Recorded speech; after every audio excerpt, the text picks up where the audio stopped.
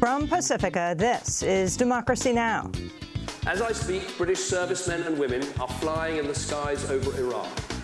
They saw action yesterday. And there will be troops on the front line, but they will be Iraqis, Kurds and Syrians fighting for the safe and democratic future that they deserve.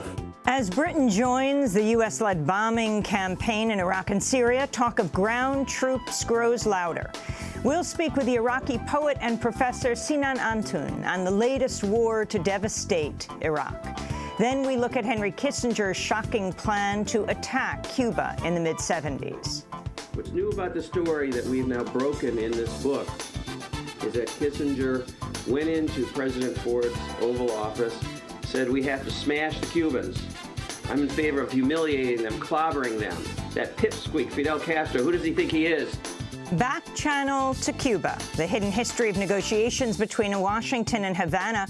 We'll speak with Peter Kornblue and Professor William Leo Grand about their new book and what it means for U.S.-Cuban relations today. All that and more coming up. Welcome to Democracy Now!, democracynow.org, the War and Peace Report. I'm Amy Goodman. The Islamic State militants have reportedly made advances in both Iraq and Syria despite an escalating U.S.-led bombing. In Iraq, militants are said to have seized control of the town of Heat in Anbar province. In Syria, militants have advanced on Kurdish towns near the Turkish border, forcing tens of thousands of Syrian Kurds to flee in recent days. The United Nations, meanwhile, says over 1,100 Iraqis were killed in violence last month. The actual toll is far higher because it does not include deaths in areas controlled by the Islamic State. The UN says from the Islamic State carried out mass executions, abducted women and girls as sex slaves, and used children as fighters. The UN also says airstrikes by the Iraqi government have caused significant civilian deaths and injuries. In the Syrian city of Homs, at least 45 people, including 41 children, have died in twin blasts outside an elementary school. The blasts were apparently timed to coincide with the students leaving class for the day. The attack hit a neighborhood mostly inhabited by members of the Alawite sect that President Bashar al-Assad belongs to. We'll have more on Iraq, Syria, and the U.S.-led bombings after headlines. In Hong Kong, protest leaders have issued a midnight deadline for the city's top official to resign or face the occupation of government buildings. Thousands remain in the street in the fifth day of protests against China's plan to select candidates in Hong Kong's 2017 elections. The demonstrations mark the biggest challenge to China's control of Hong Kong since it retook authority from Britain in 1997. The head of the Secret Service has resigned after major lapses in the protection of President Obama and his family. Julia Pearson's departure comes after an armed intruder made it inside the White House after scaling a fence, running across the lawn, and entering through an unlocked door. The Secret Service later admitted an armed security guard with a criminal record was allowed to ride in an elevator with President Obama in Atlanta earlier this month. White House Press Secretary Josh Earnest announced Pearson's resignation. Well, Director Pearson offered her resignation today because she believed that it was in the best interests of the agency to which she has dedicated her career. The Secretary agreed with that assessment. The President did as well. Over the last several days, we've seen recent and accumulating reports raising questions about the performance of the agency, and the President concluded that new leadership of that agency was required. The White House says it was only informed of the elevator incident shortly before it was revealed in a news report this week. Pearson had initially been appointed after a 2012 scandal when a dozen Secret Service agents solicited prostitutes in Colombia. A Florida jury has convicted Michael Dunn of first-degree murder for killing 17-year-old Jordan Davis in an argument over loud music at a gas station in Jacksonville, Florida.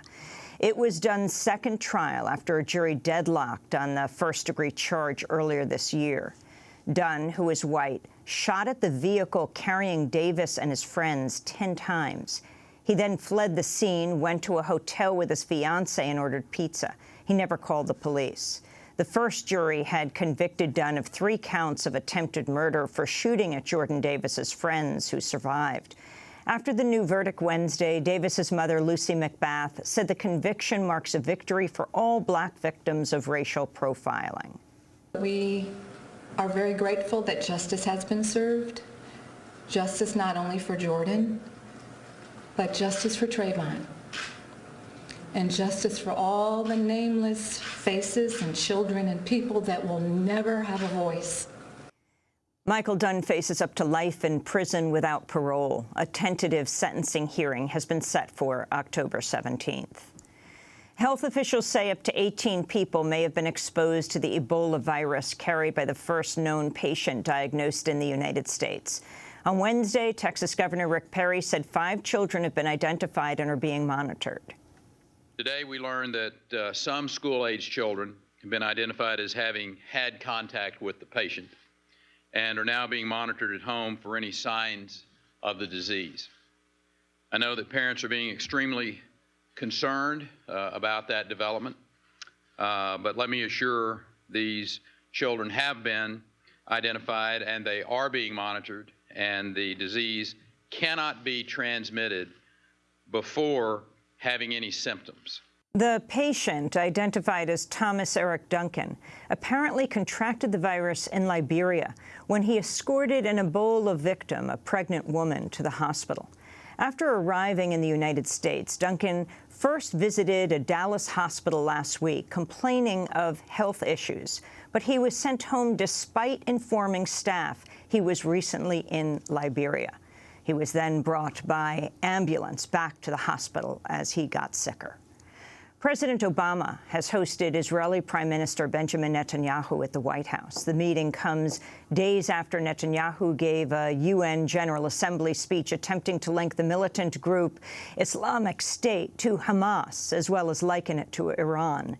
In his comments, Obama said he hoped to revive stagnant U.S.-backed peace talks. We have to find ways to change the status quo so that both Israeli citizens are safe in their own homes and school children in their schools from the possibility of rocket fire, but also that we don't have the tragedy of Palestinian children being killed as well. And so we'll discuss extensively both the situation of rebuilding Gaza, but also how can we find a more sustainable peace between Israelis and Palestinians.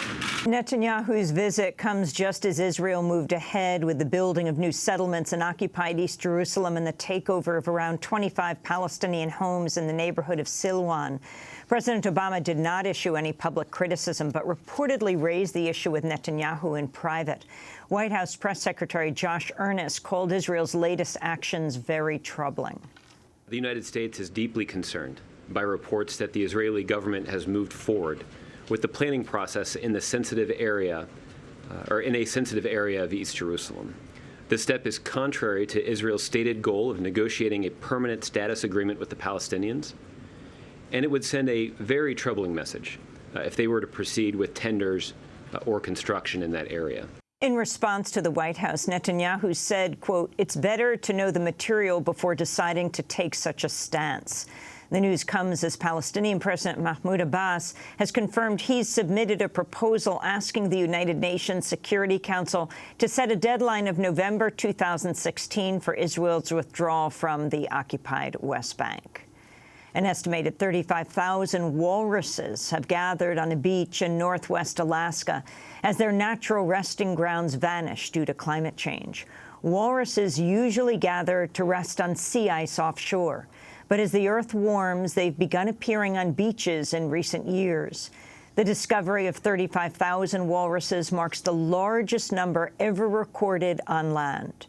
The Federal Aviation Authority has rerouted flights to avoid scaring the walruses amidst fears of a massive and deadly stampede. And the Los Angeles City Council has given final approval to a minimum wage increase for workers at the city's large hotels. The bill would increase pay to $15.37 an hour. Hotel industry trade groups vocally oppose the bill and are preparing a legal challenge if Mayor Eric Garcetti signs it into law. And those are some of the headlines. This is Democracy Now!, democracynow.org, The War and Peace Report. I'm Amy Goodman. And I'm Nermeen Sheikh. Welcome to our listeners and viewers around the country and around the world. Militants from the Islamic State have reportedly made advances in both Iraq and Syria over the past 24 hours, despite the escalating U.S.-led air campaign. In Iraq, militants are said to have seized control of 90% of the town of Heath in the province of Anbar. In Syria, militants have advanced on Kurdish towns near the Turkish border, forcing tens of thousands of Syrian Kurds to flee across the border in recent days. The advances by the Islamic State come as British Prime Minister David Cameron acknowledged ground troops will be needed to fight the militants in Iraq and Syria. These people, they are evil, pure and simple. They kill children, rape women, threaten non-believers with genocide, behead journalists and aid workers. Now, some people seem to think we can opt out of this. We can't. As I speak, British servicemen and women are flying in the skies over Iraq. They saw action yesterday. And there will be troops on the front line, but they will be Iraqis, Kurds and Syrians fighting for the safe and democratic future that they deserve. On Wednesday, the United Nations revealed at least 1,119 Iraqis were killed in violence in September, but the actual toll is far higher because the UN figure does not include deaths in areas controlled by the Islamic State. The UN report said militants from the Islamic State carried out mass executions, abducted women and girls as sex slaves, and used children as fighters in systematic violations that may amount to war crimes. The UN also criticized the Iraqi government for causing, quote, significant civilian deaths by carrying out airstrikes on villages, a school, and hospitals in violation of international law. This comes as the White House has confirmed its relaxed standards aimed at preventing civilian deaths for the U.S. airstrikes in Iraq and Syria. According to Yahoo News, the Obama administration's acknowledged a policy announced last year calling for near certainty of no civilian casualties in drone strikes will not apply to the current bombing. The admission came in response to queries about a strike that killed up to a dozen civilians in the Syrian village of Kafr Deryan last week. To talk more about the crisis in Iraq and Syria, we're joined by Sinan Antoon. He's an Iraqi poet, novelist, and translator, a professor at New York University where he teaches Arabic literature. His most recent book, translated into English, is called The Corpse Washer. He is here in our New York studio. Welcome to Democracy Now! It's great to have you with us. Your response to the U.S. bombing and now expanded to Britain, and they say other allies are supporting the bombing of Iraq, your home country. Well, my response is that this is just more of the same that we've been having in this so-called war on terror. So I fail to see what this is supposed to produce. What is the vision for the region that will emerge, or what will happen on the ground after all of this bombing? We know from previous experiences that this type of action, indiscriminate military bombing, and the approach that the United States and its allies are using will actually only create more terrorism. It will only create conditions in which groups such as ISIS that will have different names will emerge. So it's not a solution at all. But sadly, I mean, most of the population seems to be behind this decision. So that's my response. And it's the response of a lot of people on the ground in Iraq and Syria who are not with the Assad regime, of course, are against it, but they're against this type of military bombing that does not and has not produced the supposed results that it promised. But how do you respond to people who say that the brutality of the Islamic State or ISIL or ISIS has been such that it warranted some kind of military response? Well, is this military response weakening ISIS? I mean, we just heard this morning that they've taken over another city in western Iraq. They're almost a mile away from Baghdad. The way they operate, they are very mobile, they're more fluid, and the Iraqi army, with all of its problems that have caused this, is really not in a position to fight ISIS. It doesn't seem so. And it's not going to change overnight. And these strikes might, you know, change the opinions in London and Washington, but on the ground, it doesn't seem that they're making any difference. ISIS will go on beheading, and they've occupied new towns. So it in a way similar to what happened in Afghanistan in a way. There might be a victory here, but the Taliban are still there, aren't they? I mean, this is, again, the paradoxical thing about this war on terror is that it keeps on producing more terror, and so it's an endless war in a way. Explain who ISIS is, who these forces are of the Islamic State. Well, ISIS is the later iteration of, the Islamic State in Iraq, which was operating 4 or 5 years ago. But it is, in a way, I mean, if we go back to 2003, it's the descendant of one of those groups that left Afghanistan and came to Iraq after 2003.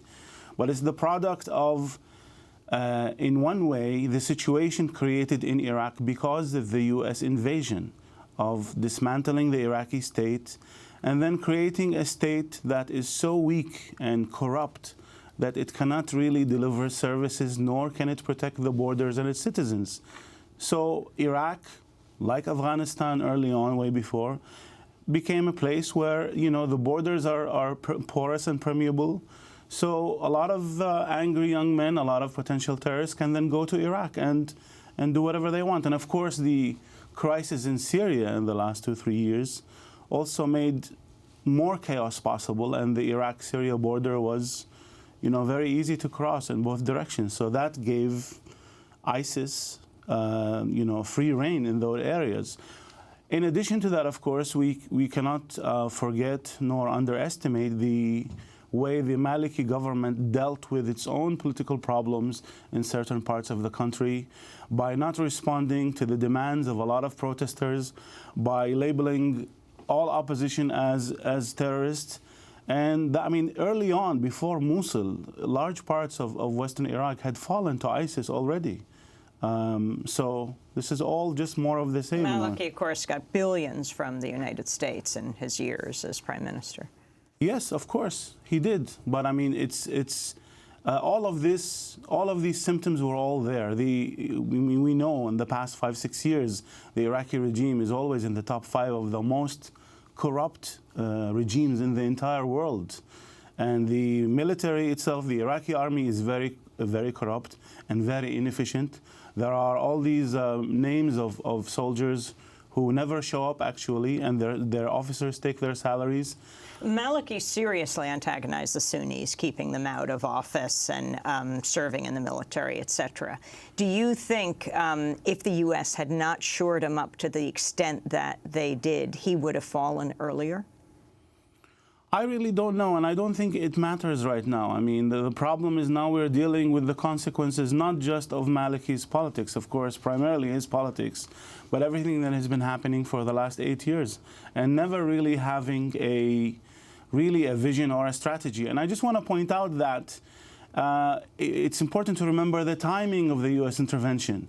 ISIS took over Mosul and took over all of these villages, and it's only when ISIS was close to Erbil, where there is a CIA office and where there are corporate oil interests, that then the United States moved much faster. So again, please, we always have to repeat that this has nothing to do with the humanitarian issues. Nothing at all. I mean, I think citizens have to learn after all these years, and especially the last 10 years, that humanitarian issues are not the reason why there is any intervention. You always have to look at geopolitics.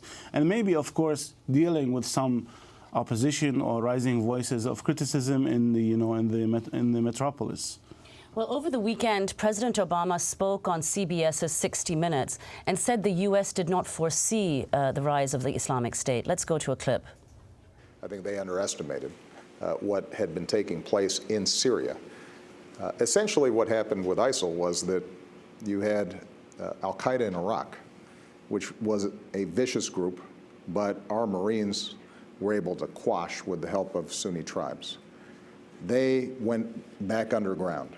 But over the past couple of years, during the chaos of the Syrian civil war, where essentially you have huge swaths of the country that are completely ungoverned, they were able to reconstitute themselves and take advantage of that chaos. Could you respond, Sinan Antun, that was President Obama speaking to CBS over the weekend. Could you respond to what he said? I mean, this is a very simplistic narrative about how and the Marines were not able actually to quash al-Qaeda. That's not the case. And I just have to say also, again, that al-Qaeda in Iraq is the product of the United States invasion of Iraq. We did not have al-Qaeda before. But so he says the chaos because of the Syrian crisis. Well, precisely.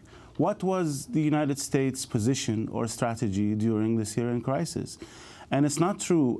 You know, there are so many voices and so many observers and critics pointing out that not doing anything, and that doesn't mean military intervention, but that the situation in Syria was going to produce all of this chaos and this massive violence. So it's not like we did not know of the dangers involved. And it's amazing that after everything that has happened in this country, here we go again. It's interesting. It's the same scenario in a way. It's, oh, well, intelligence failure. We underestimated and we didn't know. I mean, this is quite sad, actually, and it's tragic. What do you think the main failures of U.S. policy with respect to Syria have been? What should they have done differently? Well, they never really had a strategy. Okay, so, you know, I'm not one for military intervention necessarily or bombing, but there was never really a strategy. And frankly, whether it's Syria or Iraq, the United States allies, namely Saudi Arabia and Qatar and Turkey, are all responsible for fueling this, and for, you know, Turkey for allowing all of these foreign fighters, terrorists, to go into Syria, and Saudi Arabia and Qatar for financing these groups and ISIS, and Saudi Arabia for shipping, amongst many other countries, so many of its young, angry men who become terrorists to Iraq. I mean, that was happening all the way from 2003. And nothing was done really to, at least for Iraq, to make sure that the country's borders are protected. So explain the politics now of Saudi Arabia, Qatar, Jordan, UAE, Bahrain, all joining with the United States and now Britain. And can you respond to the Iraqi Prime Minister, the current one, Haider al-Abadi, saying he totally opposes Arab nations joining in airstrikes against the Islamic State in Iraq? Well, I don't know. He's catering to his own constituents inside Iraq because, frankly, I mean, again, there is a paradox here. We know that Saudi Arabia and Qatar are financing and were supporting ISIS and all of these other factions in order, of course, to gain influence on the ground in Syria and Iraq. So now they are participating in a bombing campaign against these groups that we know had financed. And I mean, but it's, once again, it's this broad coalition that everyone is going in because that's, so the war on terror also allows all of these regimes themselves to exploit the war on terror for their own, you know, internal agendas. But I would understand why Iraqis and the Prime Minister, you know, has problems with these countries coming in. And there's the other issue of sovereignty. I mean, it's terrible because the Iraqi state doesn't have control over large swaths of the country, but it's also, as one blogger said, you know, that Iraqi airspace now is just open for bombing. Is Iraq over as we know it? Well, it's, you know, Iraq has been changing and Iraq is disintegrating, whether we like it or not. And a lot of observers think that it's on its way to some type of division. But I mean, the Iraq, when did we know it or as we've known it? I mean, it's been disintegrating since 2003 and even before. The invasion and the occupation and the system that the United States put in place perhaps accelerated all of these divisions and all of these forces on the ground. But of course, you have a country in which a major city is under the control of a terrorist organization. We have just recently 1.5 million people who are displaced, who don't have any services. Cities are falling as we speak. After all of these months of knowing what the danger of ISIS is, they are an hour away from the capital. So, I mean, no one knows what will happen to Iraq exactly, but disintegration is more likely. But once again, it's important to pose the question, what is this campaign supposed to produce? What kind of region is going to be in 5 or 10 years? Obama and the others never tell us. What do they envision? Just endless wars in this region? Because this is going to help, you know, create more disintegration and chaos. And destroying the social fabric, and killing all of these civilians. Talk about what an alternative is. In the corporate media, the response is always, what are we supposed to do? Nothing, as if diplomacy is doing nothing. But talk about what you think would be an approach for your country, for Iraq, and for Syria as well. Well, I don't know, because, I mean, this would assume that those in power have good intentions in regards to Iraq and Syria. But I would say that a regional conference that brings in all the states that are involved and that have influence on the ground, Syria, Turkey, Iran, Saudi Arabia, Qatar, and basically a revision of all of these, a revising and reconsideration of all of these policies, because obviously they will only produce more of the same. Well, you've also said in a recent piece that you wrote for the Washington Post that in order to understand why Iraq is in the state that it's in, we have to look far before the U.S. invasion of 2003. So could you elaborate on what's been happening in Iraq since the 1980s that's led to the situation that we're in now? Yes, the piece I co-wrote with a colleague, Ziad Al-Ali, was in response to the usual way in Washington and mainstream media Iraq is dealt with. And just going back to 2003 and speaking of mistakes is what I call the corporate approach, which is very ahistorical. So not to, attribute it all to the U.S. and its sanctions and wars, but to understand how a country could disintegrate like that. One has to understand, the effects of dictatorship and the militarization of society in the 80s under the Saddam Hussein regime. But frankly, and I've said this many times before, one has to take into consideration that in 1991, the United States of America bombed Iraq, to quote James Baker, back to the pre-industrial age. It destroyed the infrastructure of the country, which was very developed, and then the economic sanctions, which are the most severe in the 20th century, were maintained on Iraq until 2003. And those economic sanctions really changed everything about the country. It drove its economy to near collapse, drove at least 3 million, mostly of its middle class and intelligentsia, to leave the country, killed a lot of innocent civilians. I mean, we all know, and the viewers know. Could you explain specifically what were the range and the extent of the sanctions that Iraq faced at that time? Well, the sanctions did not allow Iraq to export oil, and it's also barred it from importing many of the necessities. And they had this evil list that was supposed to call dual-use items. So any item that could be interpreted to be of dual use for military purposes was banned. And the most egregious example is lead pencils, for example, because the lead inside them could somehow be used to produce weapons. Or ambulance cars, because then they could have a gun attached to their top. And so it was really, I mean, early on, it was very obvious that these sanctions were not weakening the regime, they were strengthening the regime, and they were just hurting the innocent civilians. A lot of UN officials resigned early on because they, it was unconscionable to be party to this kind of policy. Of course, Madeleine Albright, then Secretary of State, was asked the famous question on 60 Minutes that 500,000 children have died as a result of sanctions. Do you think the price is worth it? And she said yes. She later said when she was out of office, she regretted her answer. Yes, but it's always these short-term solutions that end up in long-term disasters. It's the myopia of U.S. foreign policy, but also that, others, let's face it, others, non-Europeans, are disposable. I mean, their lives are not as worthy as other lives, and you can sacrifice them. So what is Iraq like today?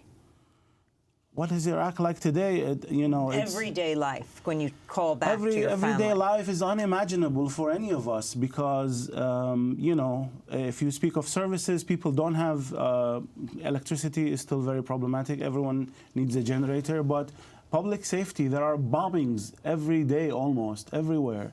So the normal life that we all take for granted is not available to Iraqis. They live in fear.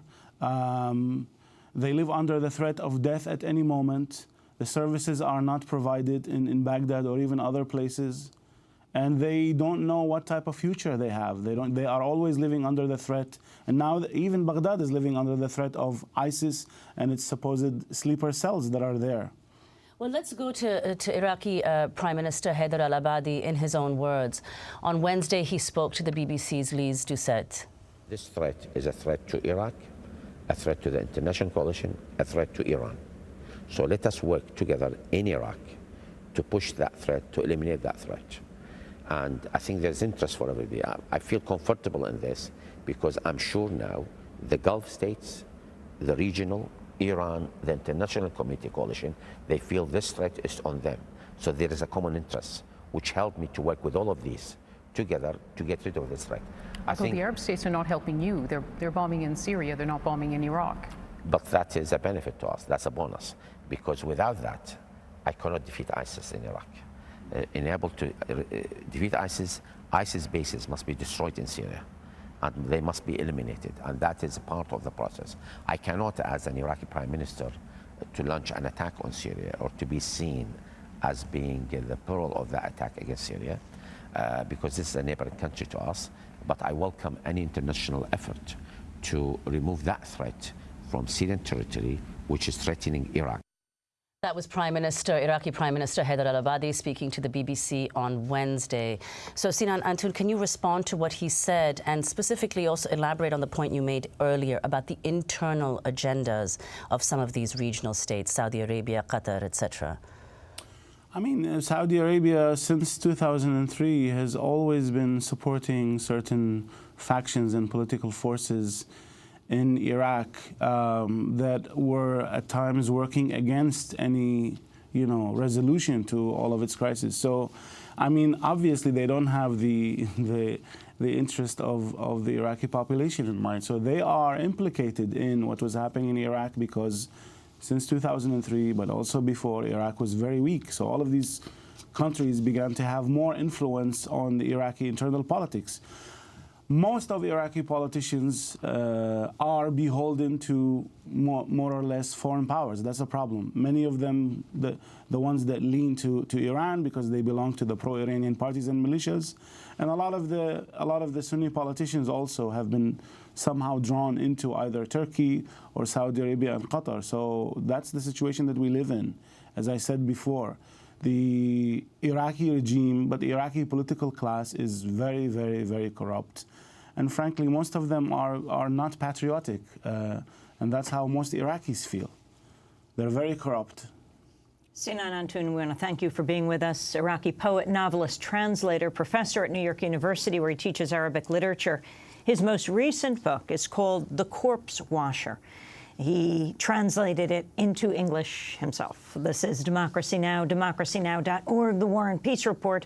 When we come back channel to Cuba, the hidden history of negotiations between Washington and Havana. Stay with us.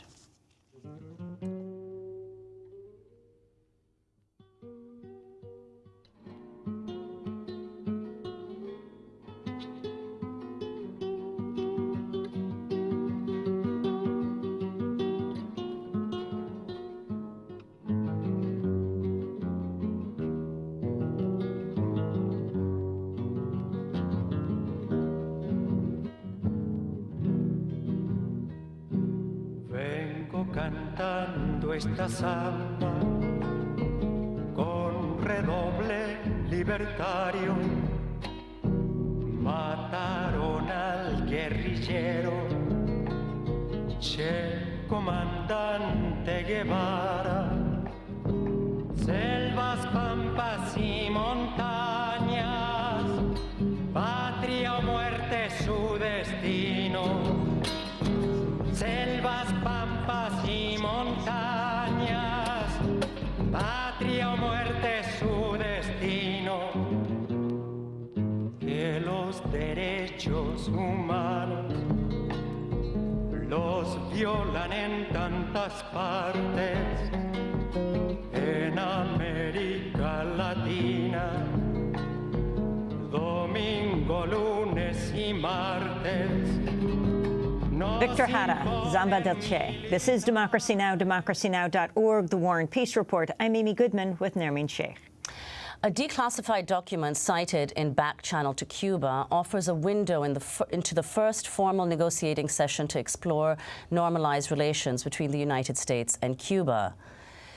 We spend the rest of the hour with the authors of a new book that exposes the secret history of dialogue between the United States and Cuba. Much of the book relies on recently declassified top-secret documents.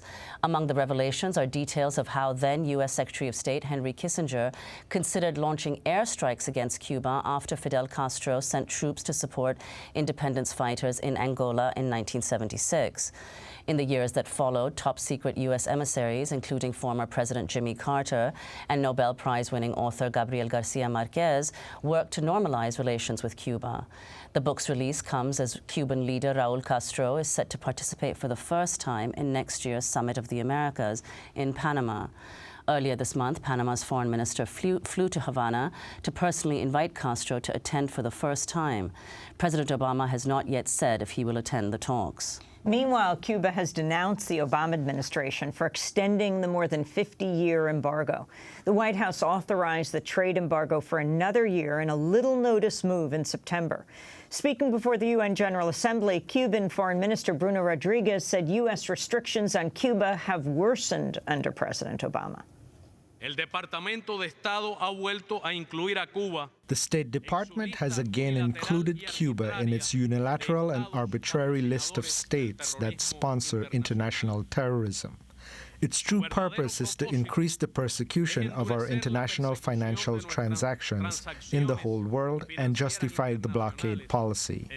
Under the present administration, there has been an unprecedented tightening of extraterritorial character of the blockade, with a remarkable and unheard-of emphasis on financial transactions through the imposition of multi-million fines on banking institutions of third countries.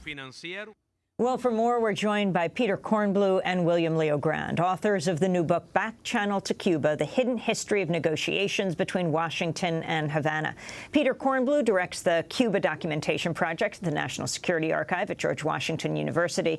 And William Leo Grand is a professor of government at American University. You can read the introduction to their book on our website at democracynow.org. They also wrote an article, which is now on the Nation's website, headlined 6 Lessons for Obama on How to Improve Relations with Cuba. The president knows U.S. policy has been a failure. Here's how he can make a breakthrough in the little time he has left. Well, we'll get to that. But William Leo Grand and Peter Kornblue, welcome back to Democracy Now! Peter, I want to start with you and really the documents that you've got that have never been revealed before, once again showing how close the U.S. came, that U.S. leaders were willing to risk world peace in going after Cuba. Talk about Henry Kissinger. Henry Kissinger deserves much credit for actually taking the initiative to reach out to Fidel Castro through a secret emissary, sending him a handwritten note saying, we should try and improve relations and let's set up a secret mechanism to start talks. That was in the summer of 1974. And a series of talks did take place, culminating in an extraordinary 3-hour meeting at the Pierre Hotel here in New York City in July of 1975. But you know, the United States has always wanted Cuba to compromise either its foreign policy or its domestic policy to come to terms with the United States. And Fidel Castro had a request from Agustin Nieto in Angola for support against CIA-supported right-wing guerrillas challenging his MPLA movement. Castro sent troops into Angola. Kissinger was irate that a pipsqueak, as he kept calling Fidel Castro in meetings with Gerald Ford, would actually project military power into another continent and thwart Kissinger's kind of chessboard design of the Cold War on that continent. And he ordered up these contingency plans, which are now in the news and posted on the website of the National Security Archive. Our book, Back Channel to Cuba, broke this story of these documents, and they were pretty powerful. Contingency plans for airstrikes, mining of the harbors of Cuba, a naval blockade perhaps. In the Oval Office, he said to Gerald Ford, I think we're going to have to smash Cuba, get them out of Africa. We might have to wait till after the 1976 elections. Of course, Gerald Ford fortunately lost the 1976 elections. And Carter came in and talked about what happened to those plans. Well, Carter certainly did not pick up on those plans at all. He had a completely different perspective of dealing with Cuba and all sorts of other countries with which we did not have close relations, which we had hostile relations. In fact, he told Bill Leogrand and I when we interviewed him that he had a broader approach, civil dialogue, even positive relations with enemy states was much preferable to military hostilities. And so he also attempted, picked up on kind of where Kissinger had dropped the issue of trying to normalize relations and engaged in a series of secret meetings and talks with the Cubans as well, which are detailed rather extensively in this book. Well, William Leogrand, can you talk about where you got access to these documents? Why were they declassified now? How long did it take for you to get access to them? And how much are we talking about? How many documents did you get access to? Well, I think over the course of doing the research for this book, we looked literally at hundreds and hundreds of declassified documents. A lot of them were declassified as a result of Peter's work at the National Security Archive, because the archive has really been a leader in forcing the United States government to declassify things that it'd prefer not to through the Freedom of Information Act. These particular documents and some ones that really were just released a few weeks ago continue to document this hidden history. We're all very familiar with the 50 years, 55 years now of hostility between Cuba and the United States. What most people don't know is that every president since Eisenhower has negotiated with Cuba about one issue or another. During the Kissinger and Carter years, it was about normalization of relations. In other years, it's been about smaller issues, but no less important ones, like finding peace in southern Africa.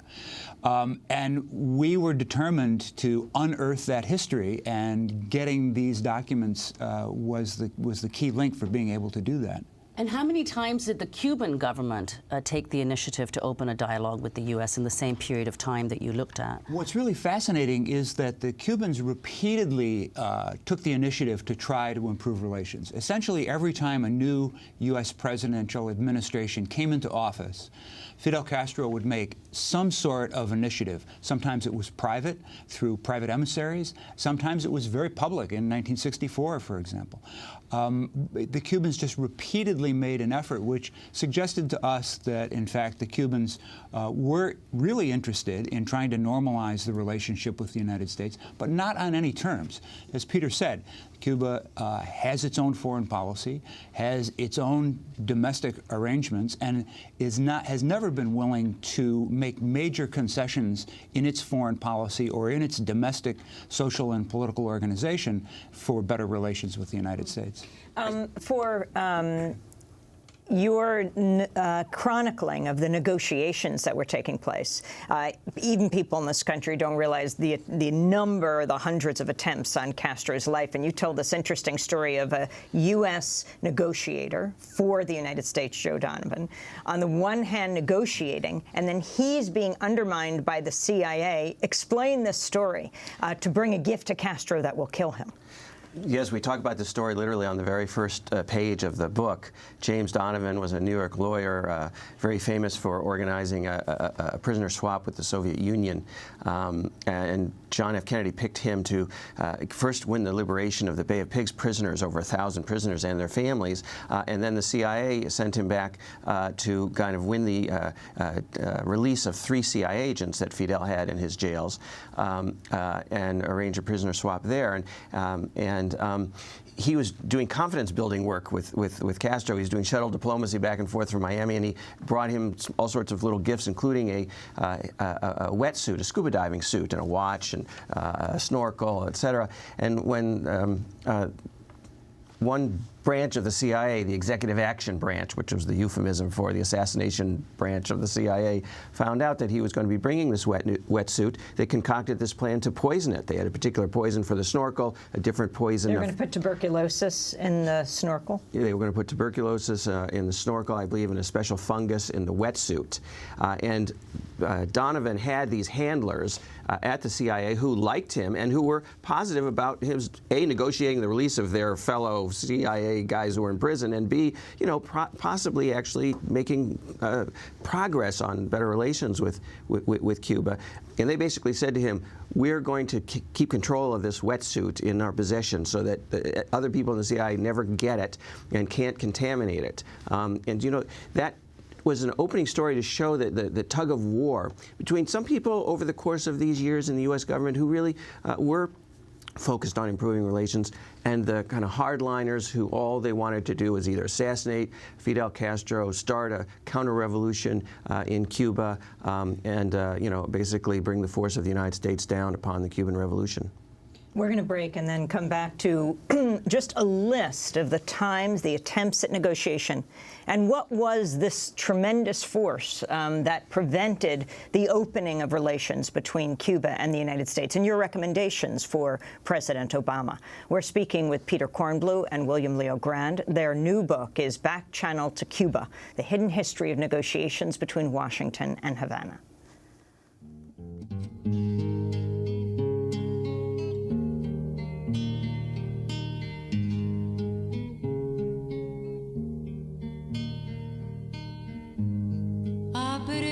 Aprendimos a quererte desde la histórica altura donde el sol de tu bravura le puso cerco a la muerte.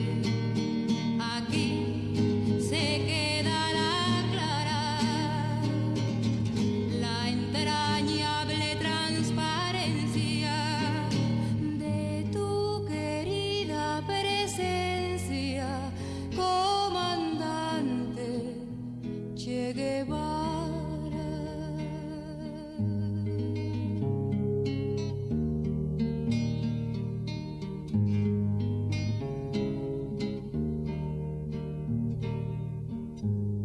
Tu mano gloriosa y fuerte.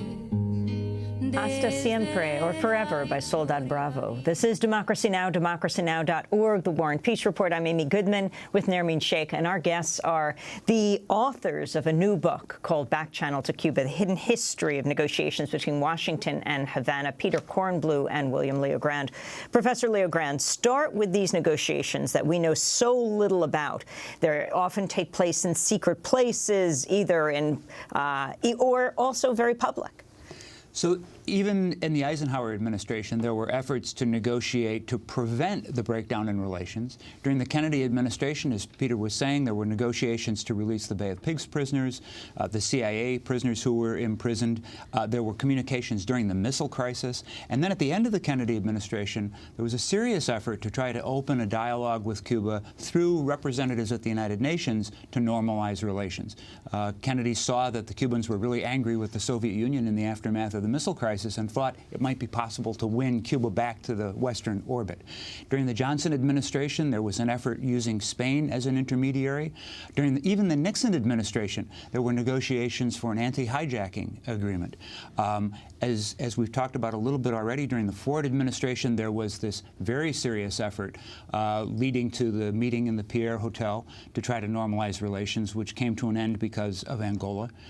Jimmy Carter, within his first month in office, signed a presidential directive saying, I want to normalize relations with Cuba, and directing his foreign policy bureaucracy to open negotiations to do that. That broke down as a result of Cuba's involvement in Ethiopia. But even after the Cubans sent troops to Ethiopia in 1978, for the next several years of the administration, there were a whole series of secret meetings in Washington, in New York, in Atlanta, Georgia, in Cuernavaca, Mexico, and in, finally, Havana itself. The Reagan administration, who you would have expected to be the most hostile to Cuba, sent Secretary of State Alexander Haig to Mexico to meet secretly with Carlos Rafael Rodriguez to talk about Central America. Then they entered into a multi-year negotiation with Cuba to sign a migration agreement to try to resolve the abnormal migration relationship between the two countries. And finally, during the Reagan administration, Cuba was invited to participate in the negotiations that ended the war in southern Africa, leading to Namibian independence and Cuba's withdrawal from Angola. During the Bush administration, there wasn't so much success in terms of reaching agreements, but there was a dialogue around Central America as well.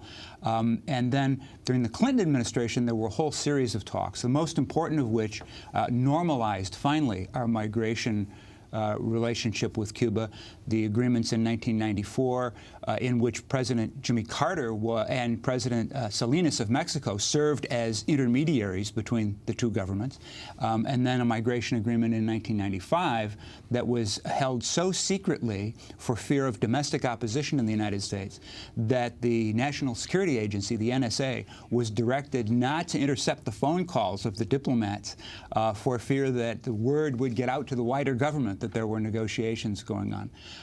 Even during the Bush administration, the second Bush administration, there was a dialogue around counter-narcotics cooperation and counterterrorism cooperation.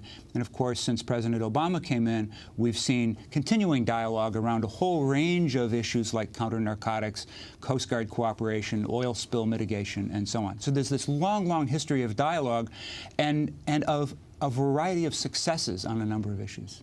Can I just add that this wonderful list of dialogue and covert, overt, back channel, informal, formal that Bill Leogrand has just laid out was facilitated over these last 50 years by a who's who of really colorful intermediaries. The political issues around talking to Cuba are so sensitive that presidents have felt they had to use back-channel intermediaries, many of whom are not actually tied to the U.S. government in any way, to bring messages back and forth. In the Kennedy era, you had a pioneering female journalist, the first female correspondent for ABC News, Lisa Howard, setting up her Central Park apartment as Command Central, Communications Central for phone calls and messages between Cuba and the United States. Did she report them? She didn't report them. She did actually write for a magazine called the War and Peace Report that was very positive and famous in New York in the 1960s about her conversations with Castro, but she never reported these secret communications. You had Gabriel Garcia Marquez, a Nobel Prize-winning, world-famous writer, being a secret intermediary between Castro and Clinton. You had the chairman of the board of Coca-Cola, J. Paul Austin, ferrying messages back and forth. We tell that story in the book. And of course, you had what was he doing that? Well, Jimmy Carter enlisted him. Carter, of course, was from Atlanta, and they were friends. And Carter didn't believe the bureaucracy in the State Department and the White House even would support him in his efforts to reach out to Castro, see if normal relations were possible, particularly in the wake of the Ethiopia incursion of Cuban troops. And so he sent in 1978 a private message to Fidel Castro with J. Paul Austin. In a Coke bottle? Well, Austin, of course, wanted to bring Coca-Cola back to Cuba. That was his thing. And then they used Austin again in 1980, and only as a private emissary, only to find out that he had started suffering from Alzheimer's disease and couldn't effectively deliver the message. In fact, had kind of delivered his own message that compromised kind of the way this really needed to play out. What was his message? Well, he was trying to help. The message was to end the Mario boatlift crisis that threatened Jimmy Carter's reelection, quite frankly. And they sent him down a two-step process. You end the Mario boatlift. After the reelection of Jimmy Carter, we will enter into a broader dialogue of normalizing relations. Everything will be on the table, including the embargo. And instead, Austin went down and said, Jimmy Carter wants to have a summit with you before the end of the year. He wants you to come to the United States, and he's going to talk to you face to face, and the United States will lift the embargo before Christmas. That's the first. These are the first steps before actual serious negotiations take place. And of course, this was not at all what the message was supposed to be. And almost immediately, literally, only 3 or 4 days later, a high-level State Department official was sent down to tell Castro that that was not the correct message. And in fact, they wanted a much more kind of drawn-out process for talks. Of course, Carter was not reelected. And one of, I think, the really compelling things in our book is that he told us when we interviewed him that he now regrets that he didn't normalize relations during the first term because he never had a chance to do so during the second term. Which brings us to President Obama. Yes, exactly. Talk about what you feel he should be doing. Well, we have an article coming out in The Nation magazine. It's online now, but it's going to be in the magazine next week, which lists the lessons of all of this history for Barack Obama. You know, Barack Obama now faces an extraordinary window of opportunity. He's been forced by the pressures of the other Latin American countries to basically accept the new reality. The United States can't keep excluding Cuba from regional events without completely isolating itself. In the next Summit of the Americas, which is going to take place in April 2015 in Panama, is going to include Cuba. Barack Obama, who famously said when he was running for office in 2008 that he would sit down with Raul Castro face to face to talk about our differences, now actually is going to have that opportunity. And between now and April really is the time when the lessons of the history that we've put under this one cover of this book can be applied to a face-to-face meeting between the President of Cuba, the President of the United States, for the first time since the Cuban Revolution. William Leogrand, to what extent do you think what you've discovered about this back-channel diplomacy, the use of intermediaries between the U.S. and Cuba, is similar to what the U.S. might also have been doing with other countries with which it has hostile relations, for instance, Iran, North Korea, etc.? I think presidents always like to use back channels. They like to use private envoys like J. Paul Austin, in part because they don't entirely trust the layers of bureaucracy and they don't want the information filtered, so they send down an emissary that they feel they have personal confidence in. And also, it's less likely to leak than if you go through the regular bureaucracy, where there are always people opposed to your policy who are willing to leak it to Congress or to the press. So I think presidents always use private emissaries in that regard, and they even use secret diplomatic channels to because you can't negotiate some of these tough issues in public because of the kinds of compromises that have to be made. I think Cuba's different, though. I think there's been more of this in the case of our relations with Cuba because we don't have formal diplomatic relations with Cuba. We still don't technically recognize the Cuban government, even though we have U.S. diplomats in the interests section in Havana. And because the Cuban issue has been so hot politically in the United States, domestically, for so long, presidents have had a special incentive not to let their secret dialogues with Cuba get out in public. This obsession that the U.S. has had with Cuba, what is the force that is behind? Even huge businesses, multinational companies want to do business with a country that's 90 miles off of our shore. What has been the most successful force, and how do you think that will be countered? You had President Obama at Nelson Mandela's funeral shaking hands. A very big deal was made of this with Raul Castro, the president of Cuba. Yeah, just that handshake seemed so symbolic because the two presidents of these two countries had never really publicly been together, talked to each other in any way in all of these decades. And Cuba is really one of the most intractable foreign policy issues in the modern history of U.S. World relations. And part of it is the historic kind of imperial and imperialist kind of attitude of the United States towards Cuba pre-revolution and towards all of Latin America, quite frankly. Smaller countries, which we kind of assumed we would be the hegemon and control. And here came, Fidel Castro and the Cuban Revolution and saying, hey, guess what? You can't control us, even if we are a small country. We're going to have a revolution, be independent, have our own political system and our own foreign policy. And then, of course, it has evolved into a domestic political issue with hardliners in the Senate and the Congress basically being in the position to challenge any real movement on Cuba policy. And do you think President Obama wants to change the policy? I personally do think that he and his team would like to change the policy. The question is whether they have the spine, the courage to take on the right and do it.